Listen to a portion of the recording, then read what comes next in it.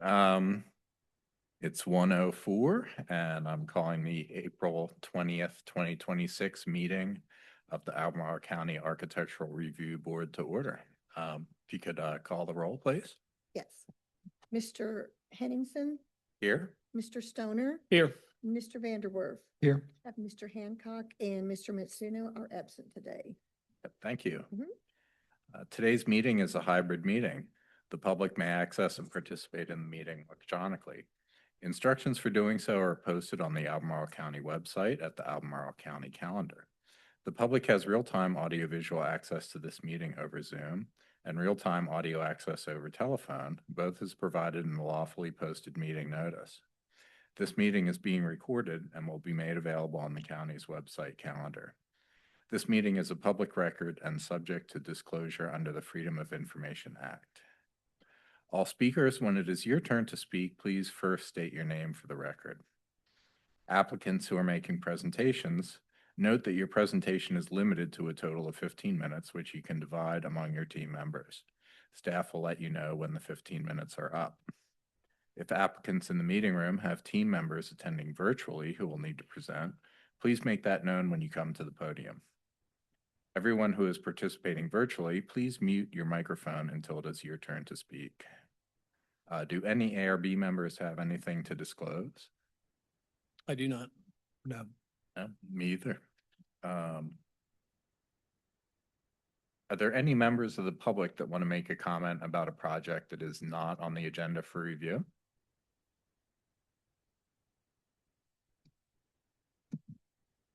Good afternoon. My name's Neil Williamson with the Free Enterprise Forum. Today, you do have on your agenda a work session, but there's not an opportunity for public comment at that work session, so we're taking advantage of this opportunity to speak to the goals of the solar discussion. I'm hopeful that the goal will be finding a way to allow more solar in the entrance corridors. The perfect world would say the ARB won't weigh in on solar panels. Of course, the perfect world would destroy the ARB entirely, but that's neither here nor there. If you choose to have controls on solar, I strongly encourage you to have uniform standards that do not require an ARB meeting, that do not require subjective review. It is only adding additional cost to a potential energy source. And considering where we are today, I think we need all that we can get. Thank you for the opportunity to speak. All right, thank you. Any other members of the public? You don't have All anyone right. else? Okay, so we do not have any consent agenda items today. We have one regular review item today, which is SDP 2026-00029 and ARB 2026 4 zeros and a 1, Airport Road self-storage. Margaret? Thanks. This is a proposal to construct a self-storage facility with associated site improvements at the northeast corner of Airport Road and Timberwood Boulevard. And today you're reviewing the initial site plan and a conceptual architectural design. The location of the storage building is the southern end of the larger site that was under review in January for a flex office development. You recommended approval of that development with conditions to be approved by staff, and revisions addressing those conditions are currently under review. In the staff report for the current application, we identified several areas in which the proposal is not aligned with the entrance corridor design guidelines. This is the proposed site layout. In this image, Airport Road is to the left of the slide. The layout appears generally organized, with the building more or less centered in the site and a travelway around the building and parking towards the back as it's viewed from the entrance corridor. However, that layout places the main entrance into the interior of the building and all of the architectural features associated with that entrance on the elevation that isn't visible from the entrance corridor. And it places rows of overhead doors on the other 3 elevations that are visible from the entrance corridor. And this tends to emphasize the utilitarian character of the elevations and emphasizes that the front doesn't face the corridor. The proposal does include a berm along Airport Road with trees and shrubs on the berm, and that will help limit visibility of the lower part of the elevation and the lower parts of those overhead doors on the Airport Road side, but the screening effect is expected to be limited, particularly until the trees and the shrubs have matured. The perspectives included in the submittal help describe the size, mass, and character of the building, but they show mature landscaping. We've recommended that the perspectives be provided both with and without the landscape for a clearer understanding of the proposal. As viewed from the entrance corridor, the mass of the building is broken down into three main parts, defined primarily by changes in the roof line, panel type, and siding colors. And that does help reduce blankness, but it doesn't really establish human scale, and the locations of panel and color changes at the lower level are not consistent with the location of changes above, which contributes to a busy and disjointed appearance. Those characteristics are also present in the feature at the southeast corner of the building. The upper part of that looks like a tower, but the proportions, distribution of materials and colors, and the window treatments do not contribute to an overall cohesive design.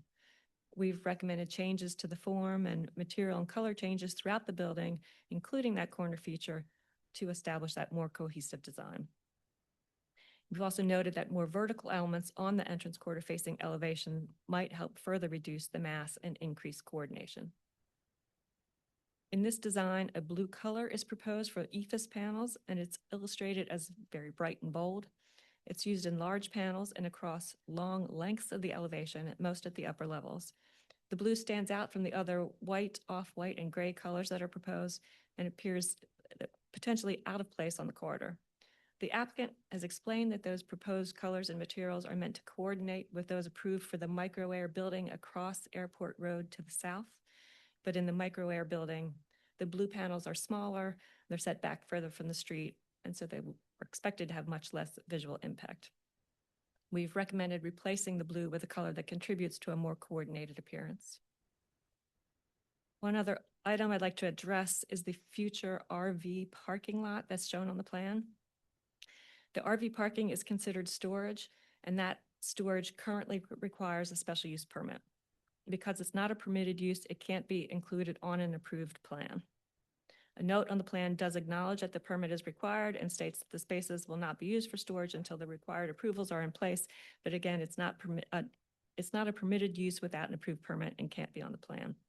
So we're recommending that the parking lot be removed as a condition of approval for that initial site plan.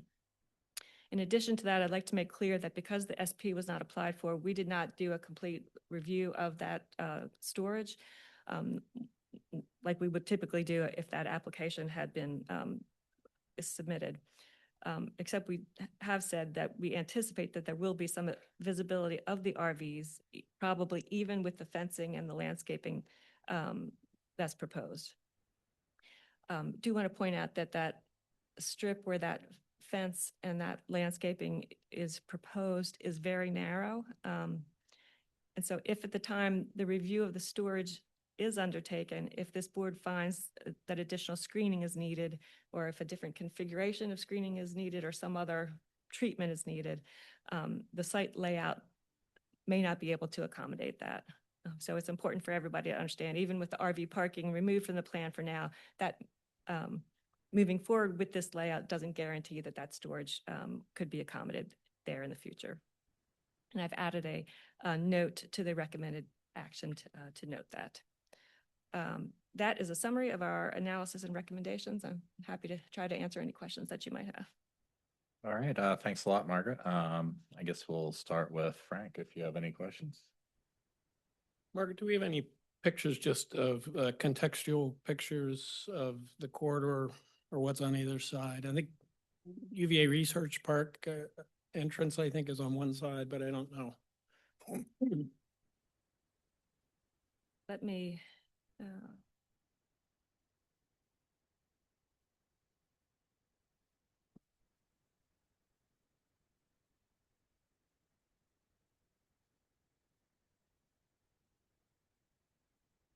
this is from the applicant's submittal. It includes some head-on shots and some corner shots.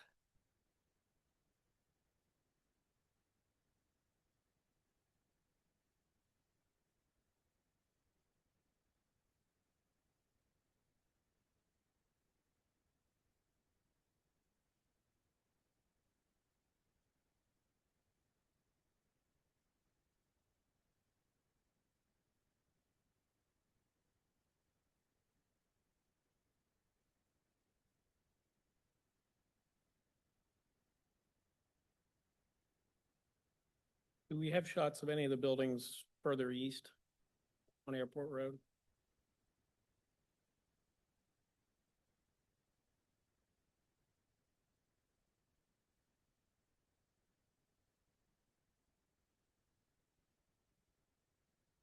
But east.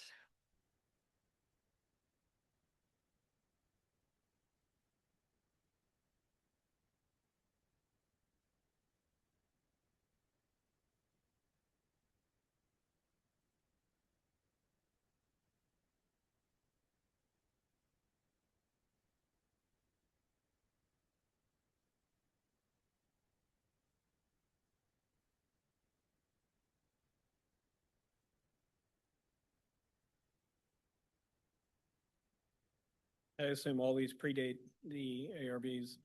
All those do, yes.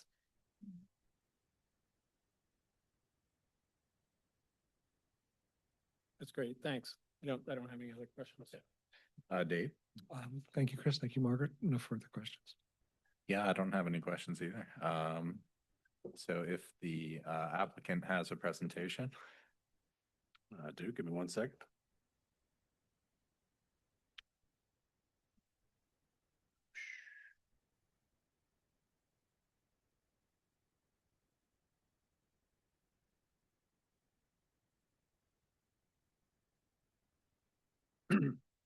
All right, good afternoon. Chuck Rapp with Collins Engineering. I also have a representative from the architecture team here to speak to some of that.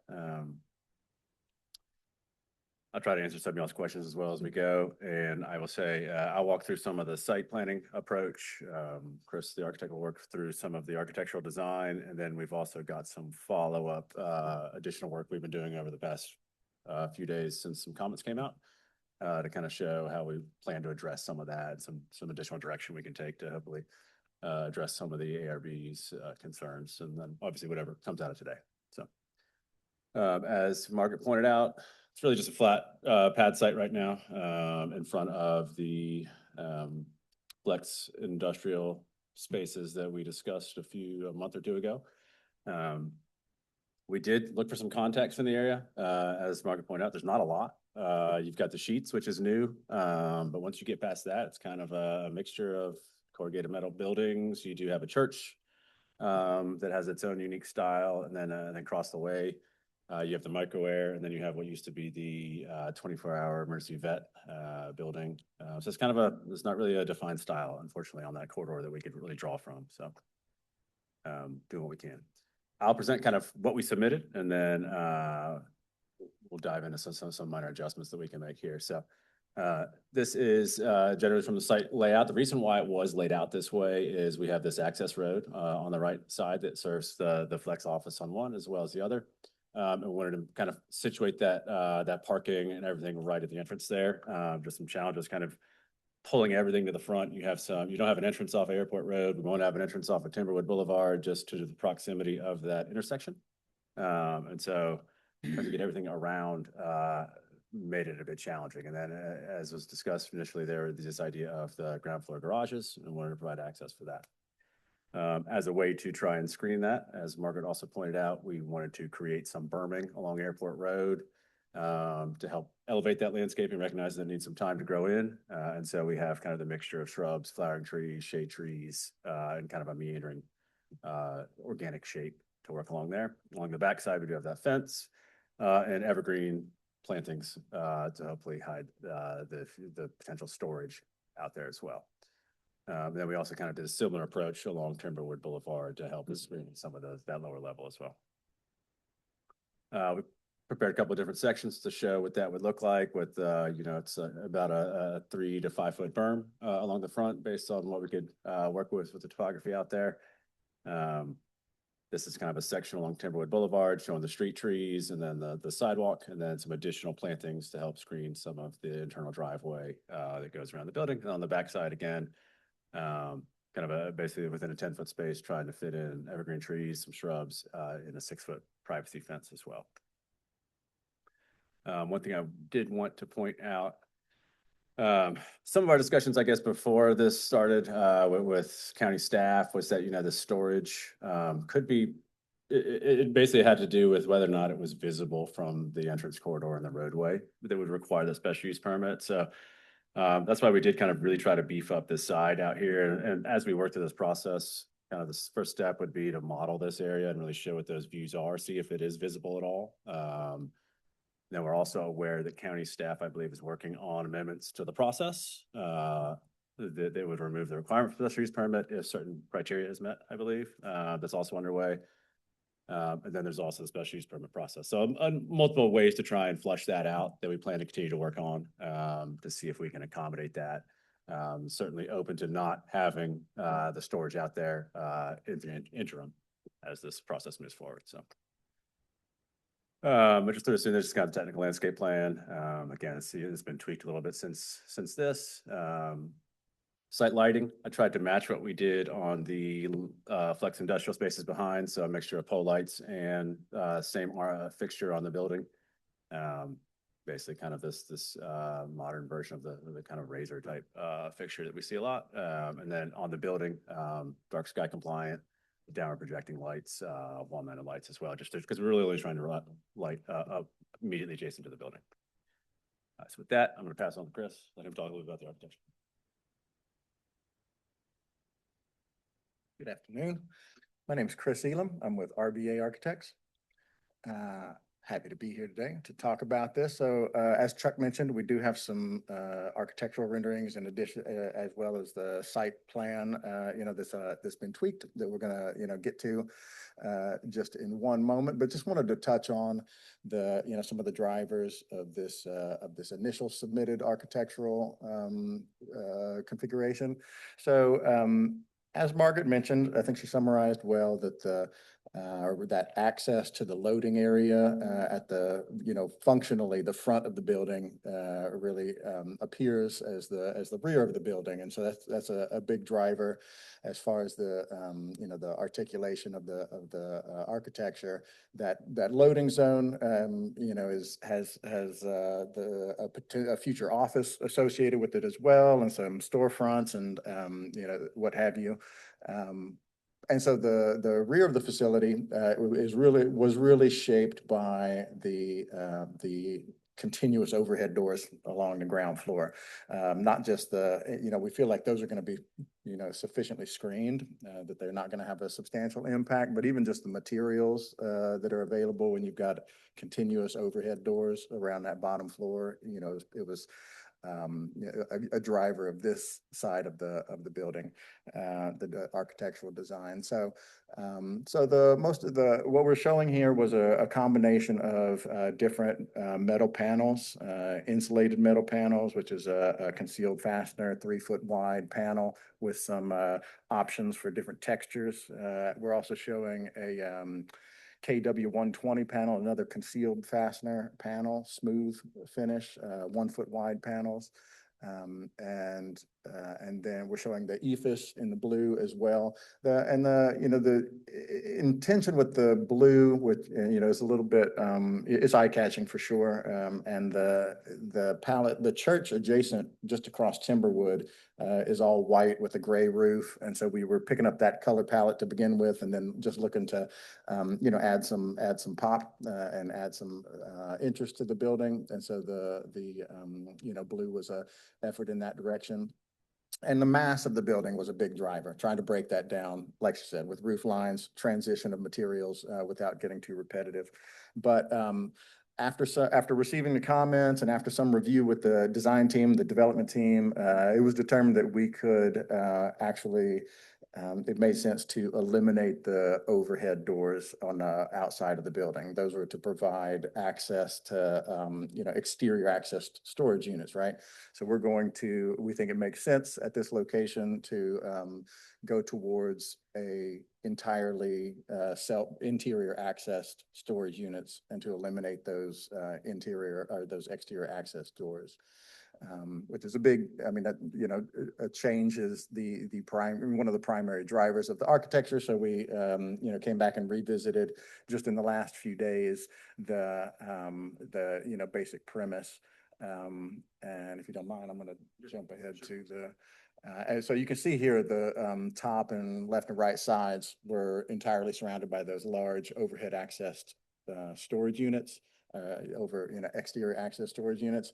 And so that's the concept that we're willing and able to revise at this point, and to move towards. I'll let Chuck jump back to, but I just wanted to show what the sort of result of, if we eliminate all of those doors, what we're able to do is to transition to materials at the base. One of the big leeways that it helps out with is that around those overhead doors, it's really difficult to accommodate any masonry of any kind. They basically have a foot between each door and, 8 to 9 feet of header spans, and just a real trouble. But so getting rid of those meant that we could treat the base of the building in some areas with a masonry. In this view, and again, we're still anticipating that the plantings and the berm are largely screening the building from the road view, but just per Margaret's request and for the sake of clarity, showing here with the trees turned off. But showing that would be the east, southeast corner of the building.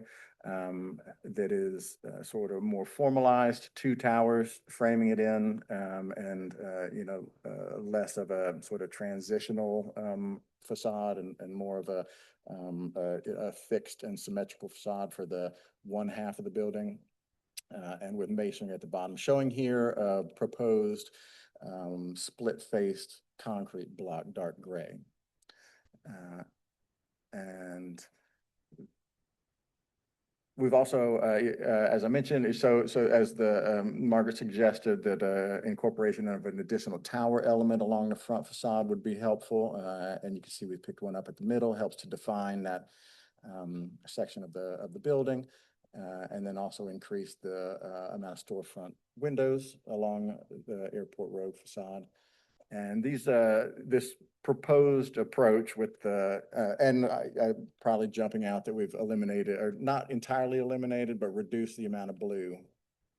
And I'm thinking that we would still like to use that element, the blue ethos, at the primary public access, the overhead or the canopy area at the rear of the building, but limiting it facing Airport Road as we're shown here. Now, we haven't fully reconciled this new design approach all the way around the building. There'll still be some work to be done to sort of follow it through and to make sure that it's acceptable all the way in all directions. But this also gives us the opportunity, since we're in a sort of a working state here, to we're happy to get your thoughts, your inputs, and see which direction you'd like us to proceed as we refine the elevations. And then I don't know if you wanted to touch on the site plan changes. Yeah, let's scroll back to this is kind of a revised layout plan that we just put together. This eliminates that parking, as Chris mentioned. And so it does a couple of things for us. First, I'll say along Airport Road, there's just quite a mess of existing utilities that run along the back of the sidewalk, which is why everything got pushed back towards the building. So, but also by eliminating those garage doors, it allows us to have a little more room to improve the way I haven't revised the grading for those berms yet, obviously you can kind of see, but a little more of a typical approach, more consistent spacing along there. There are some utilities that we're going to be getting rid of as we can to help improve that. But what it does also allow us to do is put some foundation plantings along the building and incorporate some trees where we have a little more room, so we can fit in a narrow columnar tree or something like that to help also kind of add some interest and break up that facade and get a little more typical as we would see kind of going around the building. And again, kind of really trying to beef this up. I was looking at different species and things to try and fit into that tighter space, as Margaret mentioned, for the back to help screen that. Some more narrow evergreen trees, and kind of emphasizing a decent sized berm on that side as well. So while we haven't moved the entrance to Airport Road, we do certainly hear the idea of wanting to engage Airport Road a bit more. So that was kind of the idea here, is how can we improve that facade of the building, give it a bit more of a engaging treatment with landscape, so that it certainly doesn't look like the back of a building and is more of has a face along Airport Road there. So I think that's about it. I think, right? Yeah. Yep. There's a couple of views. Yep, we've seen them all. Cool. All right, thanks for the presentation. I guess we'll see if anybody has any questions. A date? Sure, yeah, well, thank you for your presentation and for responding quickly to staff's comments. I appreciate the change in the access for the lower units. I had that question about whether it was possible and glad to know it is. It does seem to solve a lot of that. I was interested to ask, in terms of, you've located the towers and, the darker, maybe more present part of the building to the, I guess, east, more towards the interior corner of the site. The other corner at Timberwood may be more visible and is opposite another lane. Did you give any consideration to locating the tower features or the more prominent part of the building more towards the corner with Timberwood? Yeah, we could do, and there was some thought given. I think the logic with the location of the towers stemmed from, again, this being a sort of natural place for architectural elements, and then just sort of wanting to, in the initial draft with only two towers, I was really looking to just sort of spread them out and separate them in a way that would give, I guess the most bang for the buck. But it should be said that I indicated that we're still working through the revisions, and we're thinking that it would be desirable to pull that tower that's over the loading area, that canopy, pull that to the corner that's shown in this image. So that's the corner along Timberwood Boulevard and Songbird. That would just be a more prominent location for that tower and a more appealing location. So that doesn't put it quite at the southwest corner that I think you were mentioning, but it does bring it towards the facade that's going to be towards that elevation that's going to be visible from Songbird and also or from Timberwood and obviously Songbird.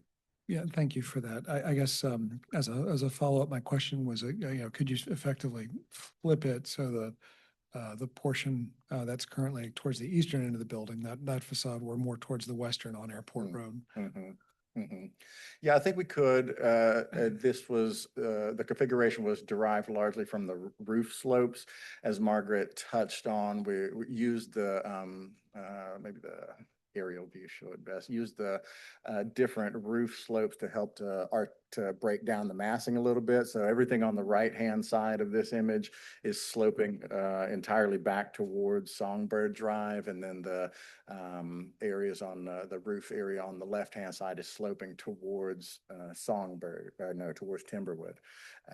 And so it would that roof configuration sort of drove the architectural massings and those towers. The pre-engineered metal building systems, I don't know if y'all are familiar with these self-storage buildings, but they're 100% built out of a pre-engineered metal building system with a long span standing seam roof. They will not accommodate a valley or a parapet at the low eave. So it's not, I don't want to bore with details, but there was a fair amount of consideration given to that roof slope, and that sort of drove the tower locations because they're at a high eave on this roof that's sloping away from them. All that being said, I think that we could look into the location of a tower at that southwest corner, and reconfigure the roofs, if needed. Well, thank you. And regarding the roof slope, the building seems largely well ordered with a lot of horizontal expression. So that the sloped roof, when it appears, seems like a different element than the rest of it. And would there be a way to reconcile that sloped roof so that the parapets were more consistently level around the building?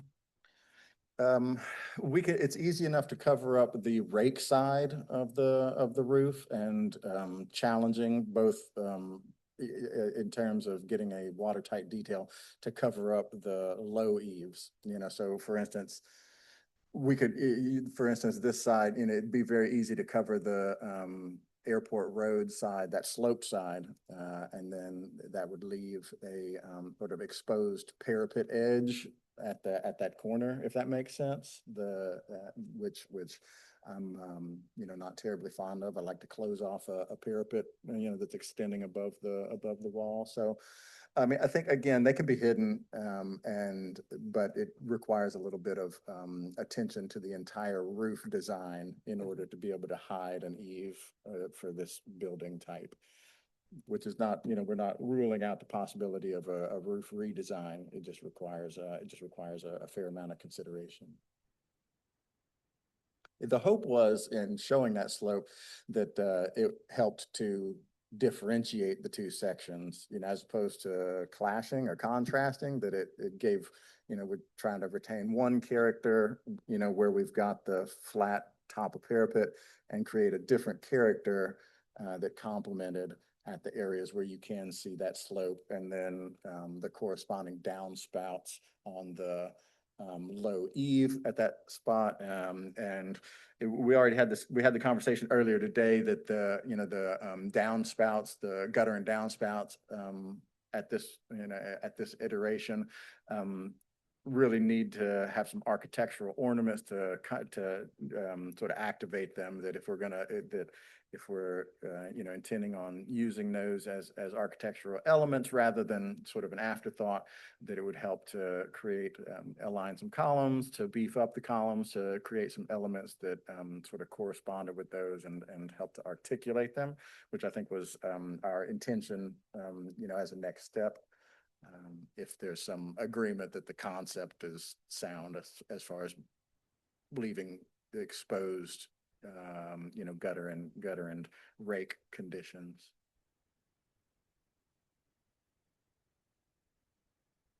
Thank you. And that's it. I don't think I have further questions at this time. Frank?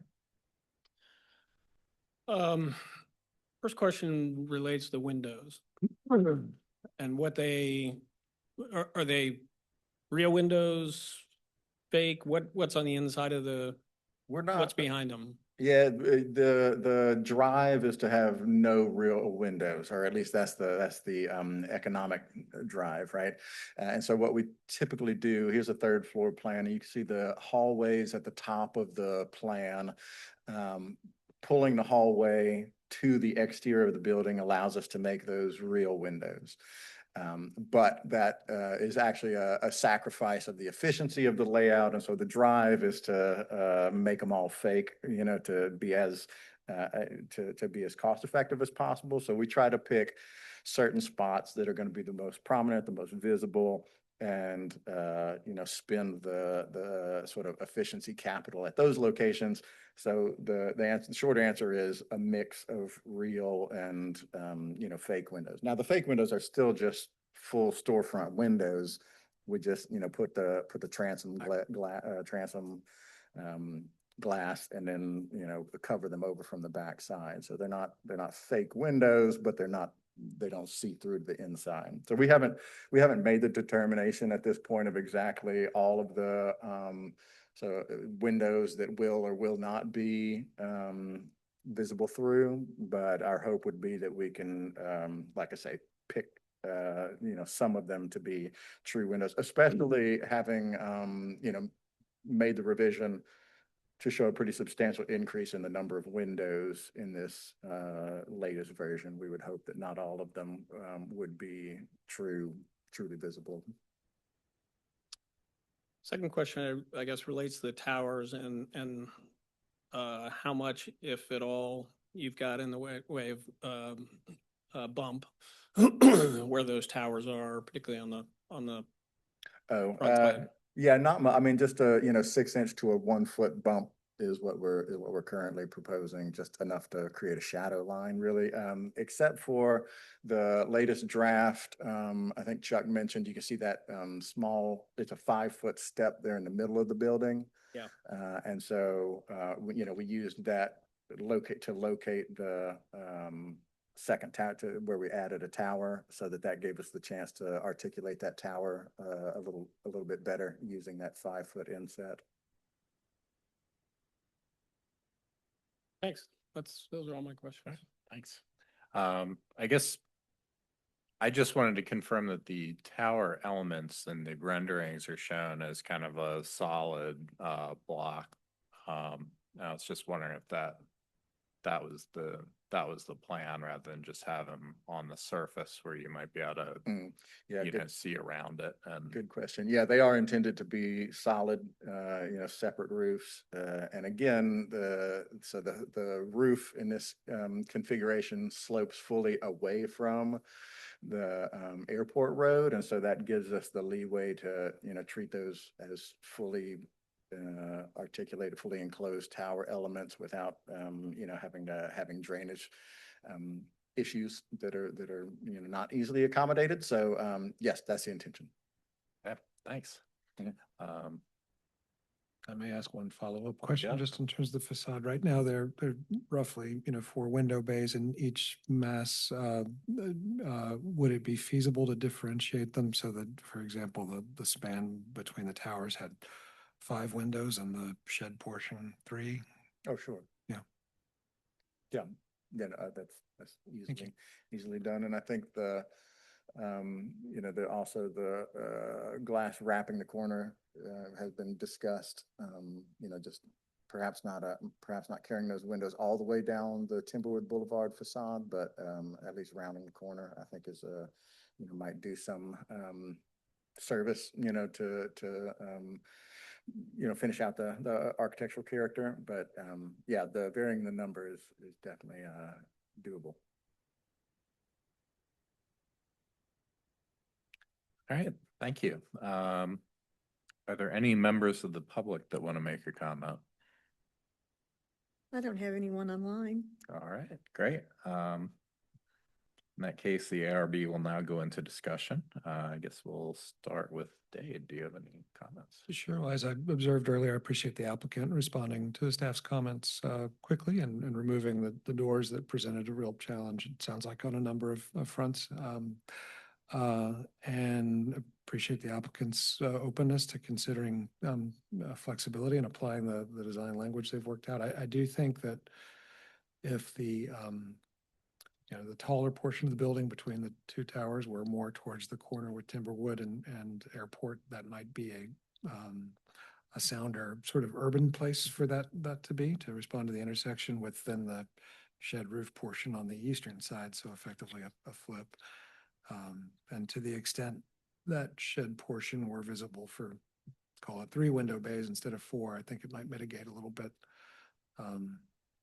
the appearance of that shed roof. I appreciate Frank's questions about depth and, I would emphasize that I think to the extent the projections of the towers can be more like a foot or more to get that shadow line, but also to get some depth in the facade, that would be appropriate for the corridor. And yeah, so look forward to seeing the updates from the applicant. Great, thanks. Frank? Yeah, I'd echo a lot of what Dave said. I do think if there's a way to reorient sort of the tower portion of the building toward that Timberwood Airport Road intersection, it would feel better. The bar is not that high in this corridor. So I don't want to end up imposing capricious subjective sort of requirements on them, but and I'll largely defer to the architects here, but I wonder whether, given the slope of roof and the sort of the inconsistency between the 2 sides of the building, whether it might help to even put more contrast between the 2 sections instead of trying to unify them, almost make them feel like 2 buildings instead of 1. But again, I defer to you guys. Otherwise, I mean, I think it's a reasonable solution for the site and its storage, which obviously you do have some limitations on what you can do architecturally. Although when I see what they did with the one out in Crozet, yeah. Yeah, no, that's a good example. Yeah, they did a really nice job with it. And no other. Thanks. I guess I agree with what's been said, but on that note, I think this building is already going to be significantly taller and more massive than anything that's on the corridor now and conceivably on it for a while. If there was any way to either bring down the actual height, and I'm not suggesting that the floor to floor be reduced or anything, but I noticed from the low eave to the top of the roof, there's, you know, probably about 12 plus feet in play. If there was any way to kind of bring that down and also just visually kind of make the building appear less tall. I think Frank referenced a storage facility in Crozet where they the top floor, they made it look like a mansard roof with the roof line kind of springing from over the second floor. And I think that was an effective way to kind of bring maybe not the actual height of the building, but the kind of appearance of the building a little bit lower and less imposing. And I'm not suggesting that that exact strategy be done here, but if you could take a look at that, I think that would help this structure just be less overpowering and kind of more well, I mean, there's not much on the corridor, as you No. pointed out. So, but I think make it less of a kind of an imposing landmark on the corridor. So that's all for me. If we could take a look at the recommended motion.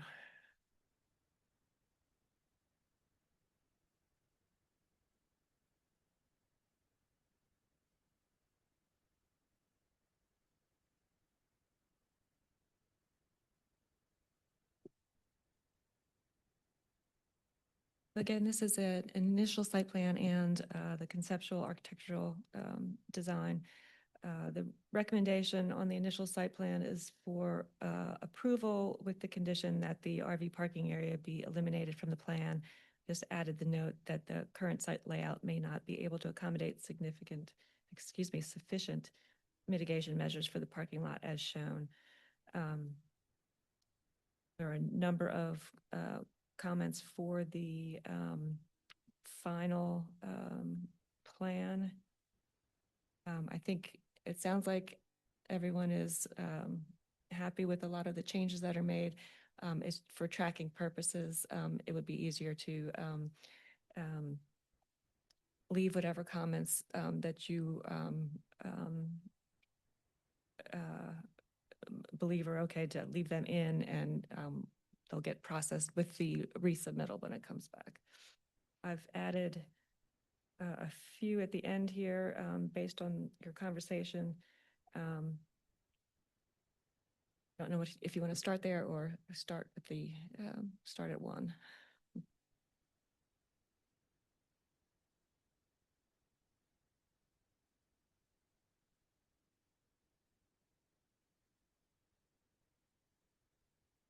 Guess the three additional comments seem consistent with what we were talking about, in my opinion. I seem to be.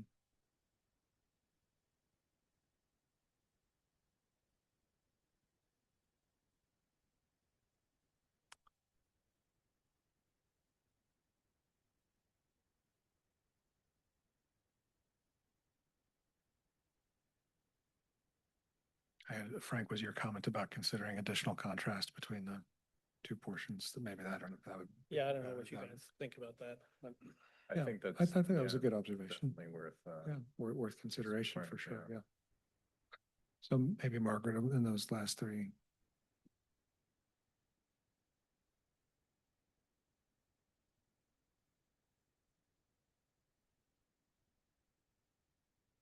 Either add it to number 20 or something, you could say, and consider additional contrast between the two portions.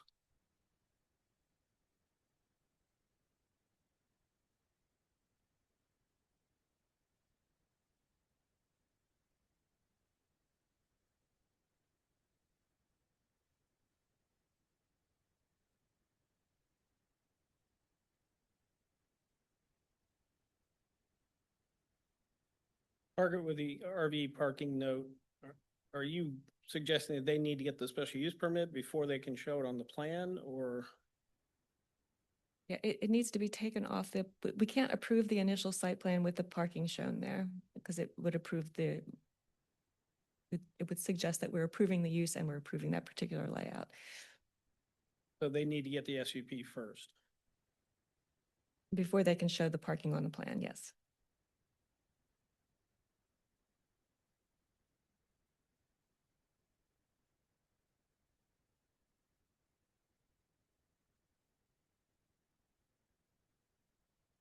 I guess in terms of 18, is it still applicable?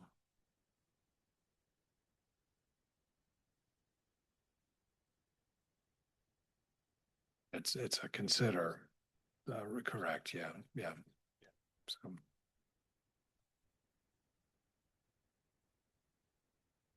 But we didn't discuss that at length, but it seemed the applicant explained why it was there. Right, yeah, I think, I mean, I think it makes a lot more sense for the entrance to be on that side Service road. So I think if something were to happen on the other side of the building, it would just be kind of the appearance of an entrance, I guess. But I mean, I'd be comfortable striking that suggestion, but we're leaving it since I mean, it's a considered. consideration that, so Yeah. it's fine Right. to leave it, but I guess I'm Yeah. just asking, it seems like tacitly board was okay with the current location.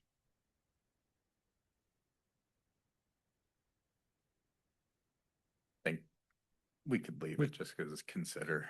Yep. Okay. Do you want to look at the prior page?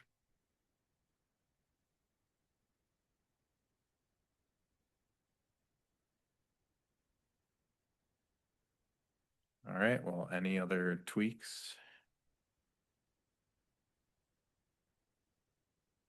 Yes, would anybody like to make a motion?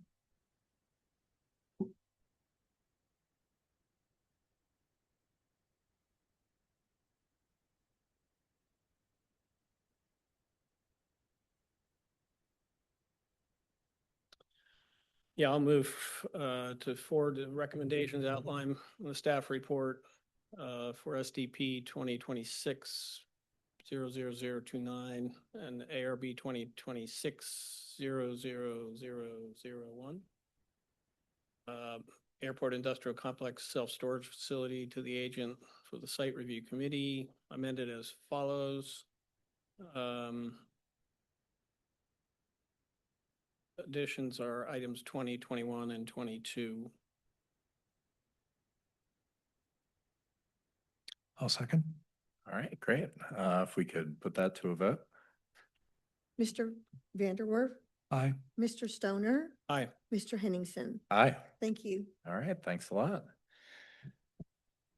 We have one work session item today, which is the solar guidelines. I personally thought it might be better to have this discussion when all five of us are present, just because it's kind of a policy type discussion. But I agree, Chris. I think Yeah. it would be helpful to have everybody's perspective.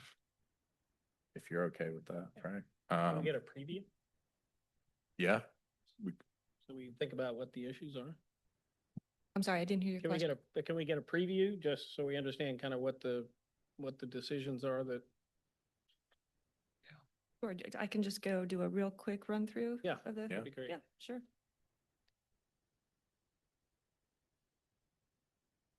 Okay, so this was just a follow-up to our January discussion. We shared with you the red line edits on the criteria that were discussed at that meeting. This version includes just several very simple edits based on exactly what your suggestions were. Then there were a few things I wanted to go into a little more detail on. There had been some discussion about guideline number 3, which said panels mounted parallel to the surface of the roof.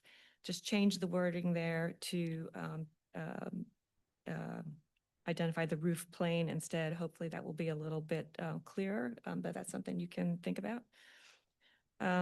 There was also a question about the distance allowed between the bottom of the panel and the surface of the roof. I went back and looked at the research that I had done for the January meeting. Most of the guidelines that I saw did not identify a specific measurement. Some of them did. They ranged from like 6 inches to 8 inches to 12 inches, but the language around the measurement is not consistent. And so some of those, it sounds like it's from the surface of the roof to the top of the panel. So like 12 inches to the surface of the roof to the top of the panel, or maybe it's 6 inches from the surface of the roof to the underside of the panel, or 8 inches with language that's not entirely clear. So I left it at 6 inches. The one project that you all had reviewed on a pitched roof was the project out on Avon Street, and that was 4 inches from the roof to the underside of the panel. I added a criteria based on your comments on this image that was shown last time, just to indicate that the mounting systems shouldn't extend beyond the roof or beyond the panels. There were also some, so that was all pitched roof criteria. There were also edits made to the criteria for flat roofs, some of them very straightforward. The original number 1 said that panels could be installed on any configuration at any angle if the facility is entirely below the top of the parapet. And the request was to add the words, if not visible from the entrance corridor, to that. But if the panels are not visible from the entrance corridor, then review and approval is not required. So I've added some information, some wording there to make that clear, and to make it clear also on the pitched roofs as well. Made edits to the captions of the illustrations just to be consistent with the changes to the text. And so when we do come back to this, the question will be, are those red line edits acceptable? And then getting beyond those simpler text edits, there were some questions that came up that I wanted to address. One of those is the issue of these parking canopies. And how those should be treated, or if those should be available for countywide certificates. I think the thing to think about here is some of them are very simple and in form and general character. Some of them have sort of more dramatic profiles and lighting and can be used in multiples across a parking lot. So those are some issues to consider, and maybe potentially the simpler ones could be available for a countywide certificate, and the more complicated ones maybe would be reserved for ARB review. There was also a question about solar shingles. I think it may be that we can develop some criteria for roofs that might be entirely solar shingles, and make those available for countywide certificates. In the cases where there are solar shingles that are only part of the roof, there may be other criteria that might be needed. So this is really a question for you. Do those seem like areas that you want to pursue additional criteria for? And then I think this is the final issue. In the January meeting, we had looked at the images in the lower left and lower right corners of this slide. And there were some comments about maybe, some of these installations that are sort of more open, more visible, maybe they're harder to see as available for countywide certificates. It's hard to find images on the internet of installations on flat roofs as seen from the street. Really hard to find. I tried to add the ones I could. It's hard to get this one illustrated. With the ones we found, there seem to be three categories of arrays on flat roofs. One would be those that are screened by parapets completely. Second category would be those that are maybe mostly screened by parapets, or they're oriented or located in a way that the visibility is minimized. That would be illustrated in the upper right image, and that's the High School Center 2 project that you all reviewed last year. I think the third category is those installations that are not only visible, but they potentially change the character of the building, maybe change the form of the building. And those are the two slides on the bottom. So again, if the array is going to be fully screened, then it doesn't require ARB review and approval. I think the question then is, what level of visibility,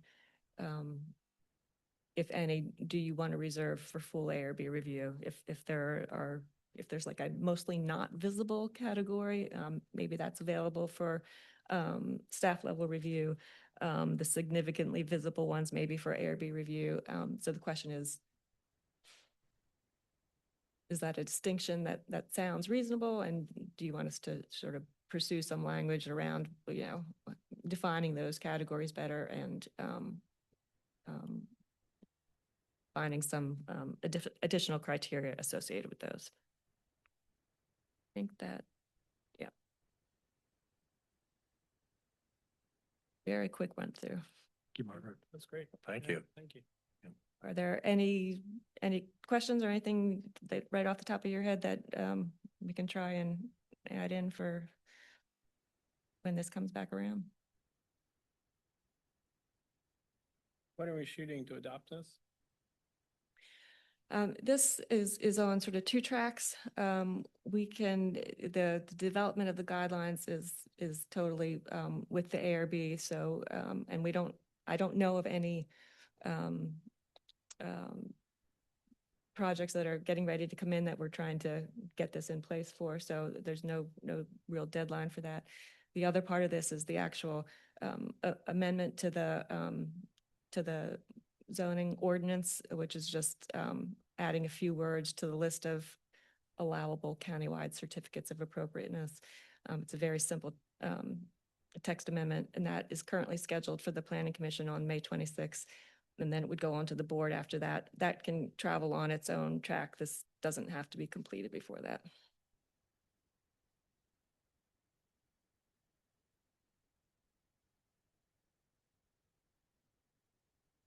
All right. Well, thank you. Okay, we'll try and get this scheduled for the next time everyone's together. Yeah, I think Yeah. just since it doesn't seem like a time critical thing, then there's no resentment, no regrets, Right. So I guess we'll move on to other business, which the only item would be a motion to adopt the January 20th minutes. So moved. Second. All right, great. If we could put that to a vote. Mr. Henningsen, Aye. Mr. Stoner, Aye. Mr. Vanderwerf. Aye. Thank you. Thank you. Do any board members or staff have any other items for discussion? My favorite topic, the quarter-specific guidelines. We are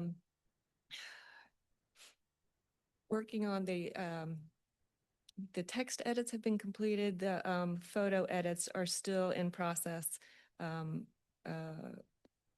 Form-based code has taken priority, but Mariah is making progress through those, and so we are still hoping to get them done, getting those the addenda done in the summer.